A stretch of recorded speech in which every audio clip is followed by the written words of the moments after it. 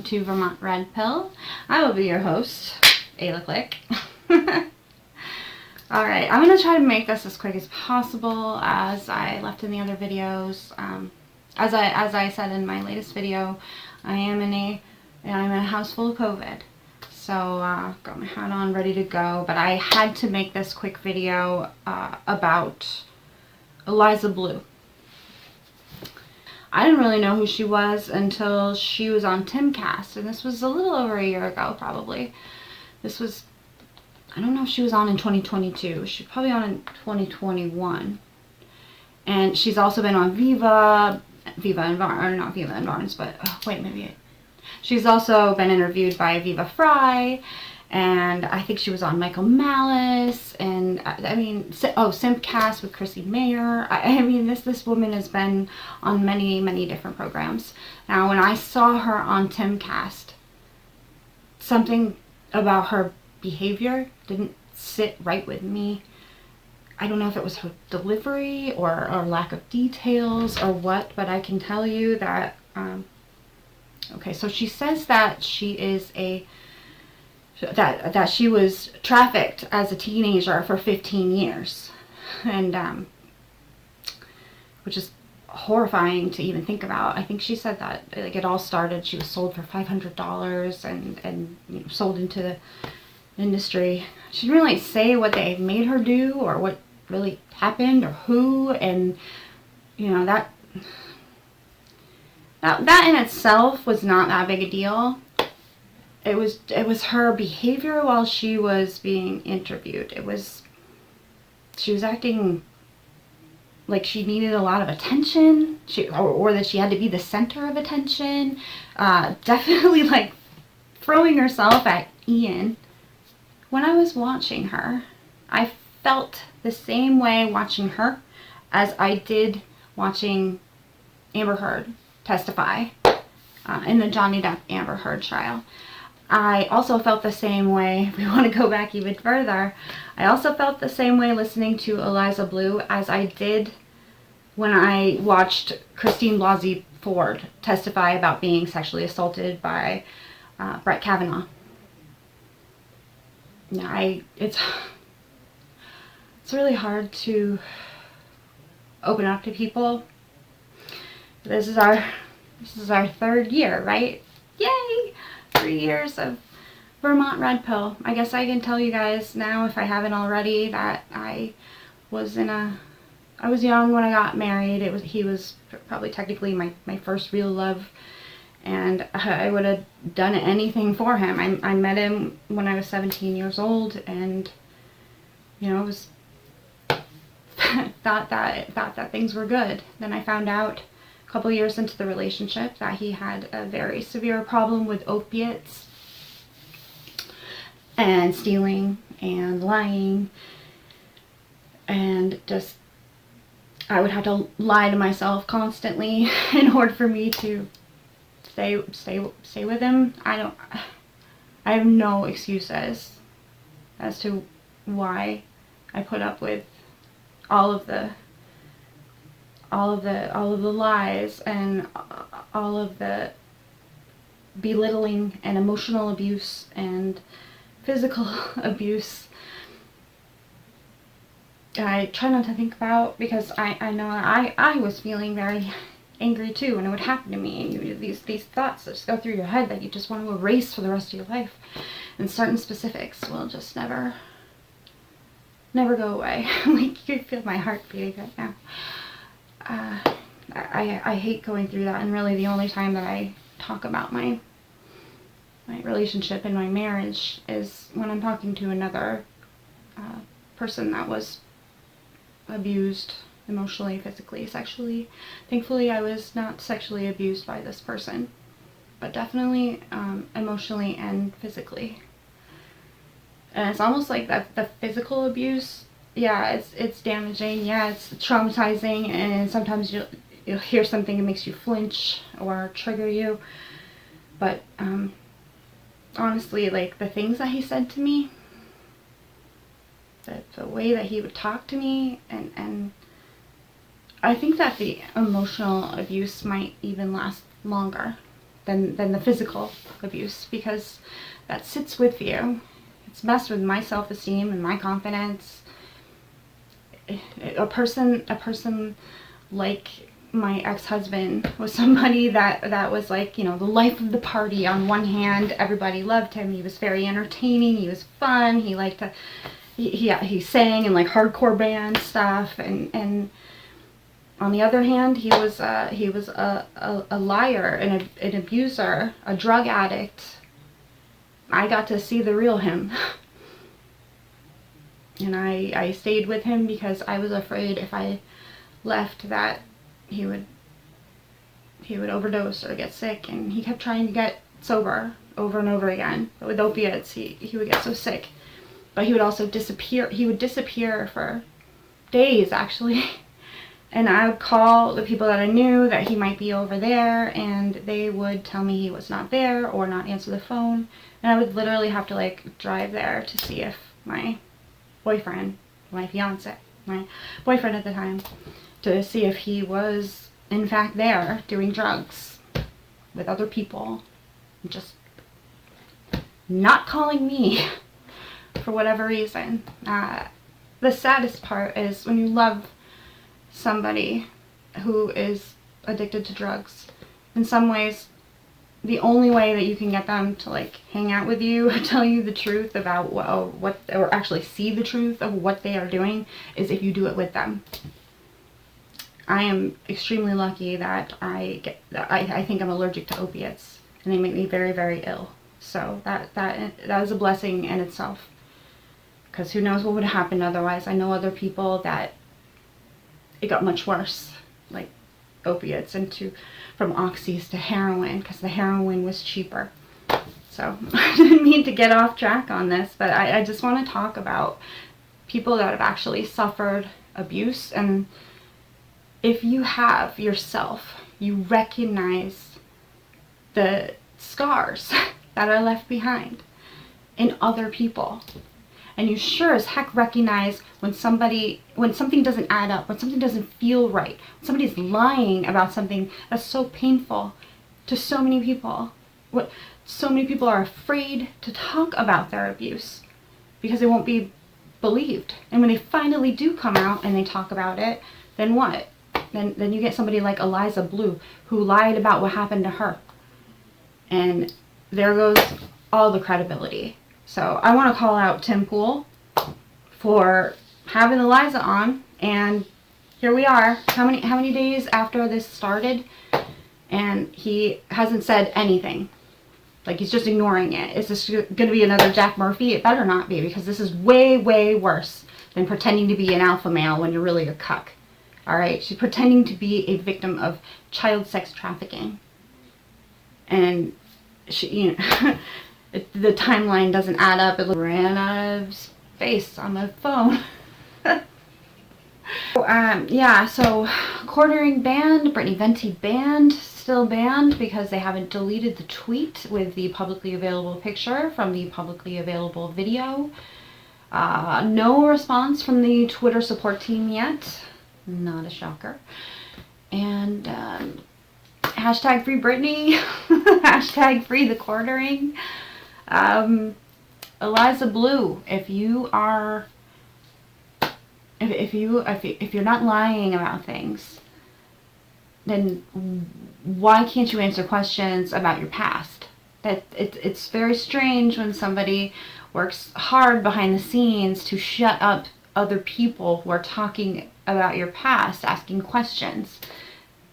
Can you see how that might look to other people? Also, like, if you're a survivor, if you're a advocate for survivors of human trafficking, your credibility really matters. Thank you for bringing eyes to the cause. So there is that, but to pretend that you are one of those victims, I mean, what's the payoff here?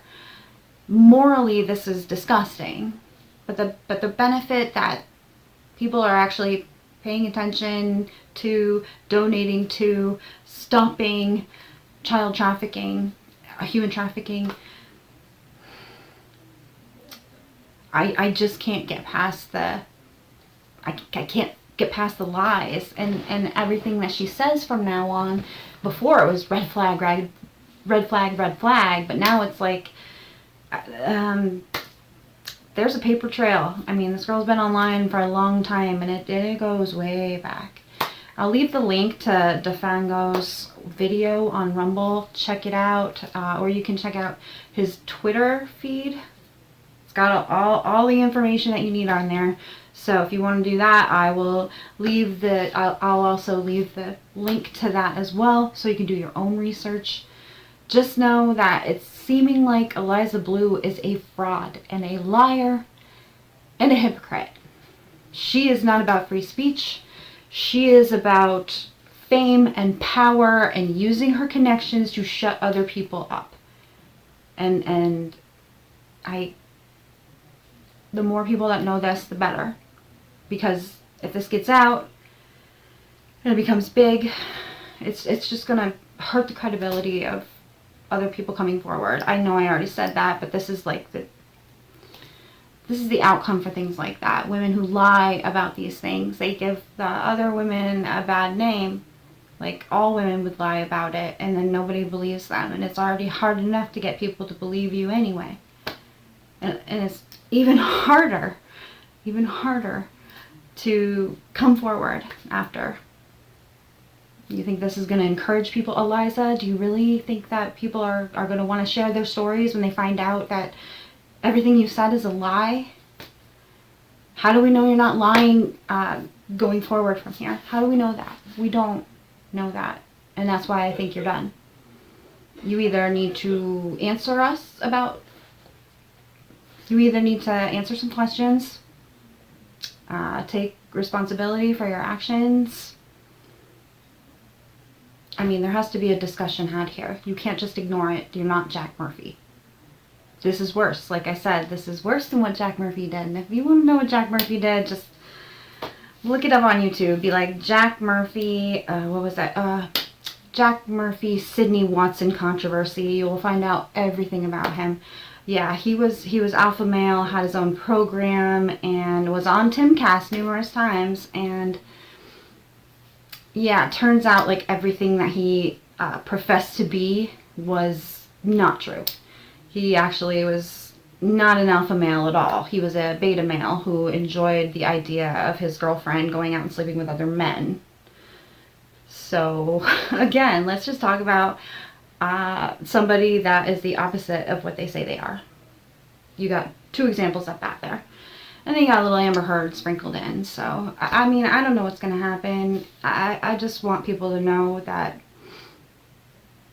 don't get grifted by her. Don't donate to her.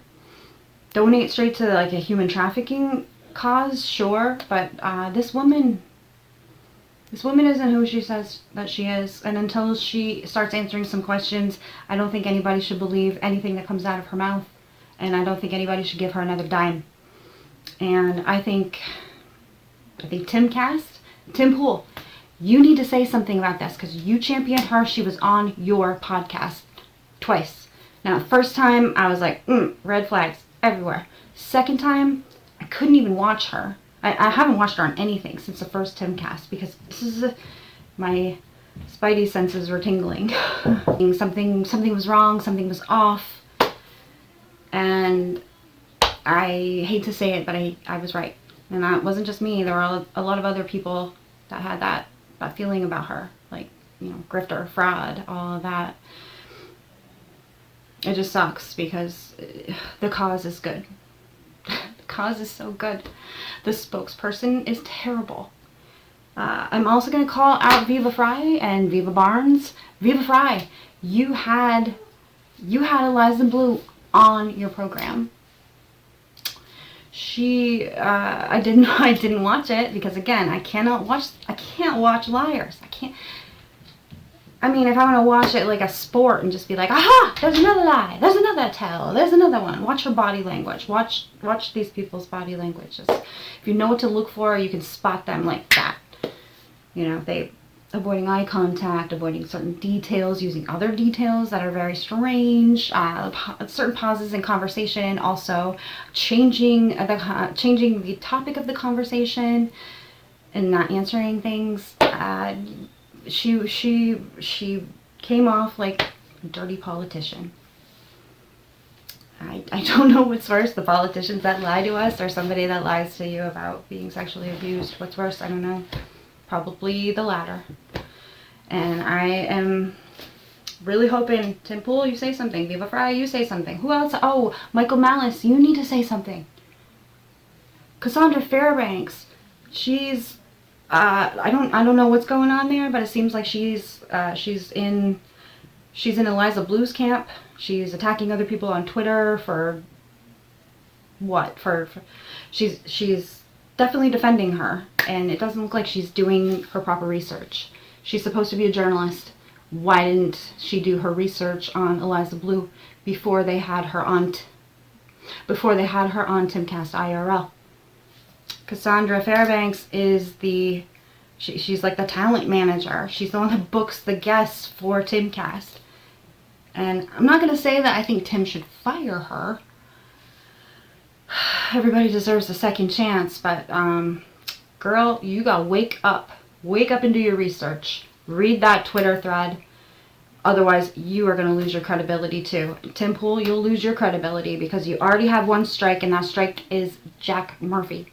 So you need to say something sooner rather than later. Viva Fry, same thing. You need to say something too. Michael Malice, you need to say something. I will continue to repeat this until somebody says something about this, because this can't continue. I mean, a lot of people that are aware of her shenanigans and are asking more and more questions now. And I think hopefully we're going to get some answers. I hope that I was informative as far as telling you guys what's going on. You may not have known about it. It's still kind of relatively new. And it pains me to have to be the one to tell you that somebody is despicable enough to lie about what she has lied about. And we have to expose her. Thanks for watching. If you like this video, hit the like button. If you want to see more videos like this, please hit the subscribe button. If this was an informative video, maybe you can share it with someone. Just let them know, hey, this girl did a video on this. She's got links here for people that actually knew Eliza Bleu back in the day, and Twitter threads that show video after video after video of somebody that seems to have been chasing fame since at least 2006.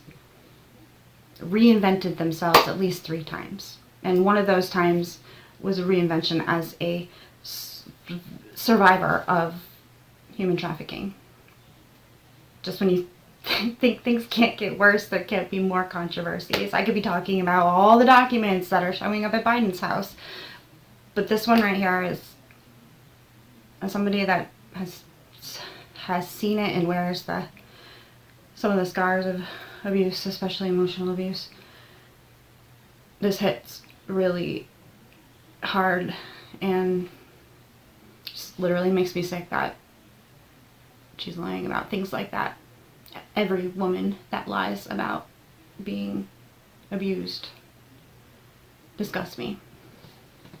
I don't know what your excuse is, but it feels like every time that there's a lie like that, it's very much like you're a self-involved person. You only care about yourself. You do not care about the consequences or what happens to other people. And people like that will eventually be caught. So that gives you solace for tonight. I gotta go. I am exhausted. I just wanted to get this out here as soon as possible. Because this is just really bothering me. So if you guys want to leave comments, just let me know what you think. Like, am I in the wrong for suggesting that she's lying?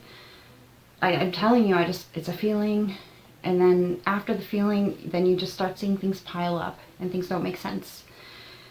I've been lied to a lot. I was lied to by an abuser, somebody that manipulated me, somebody that told me that nobody would ever love somebody as messed up as me, or somebody that made me feel like this. so that I would never leave them. So I know liars. And I think she's a liar.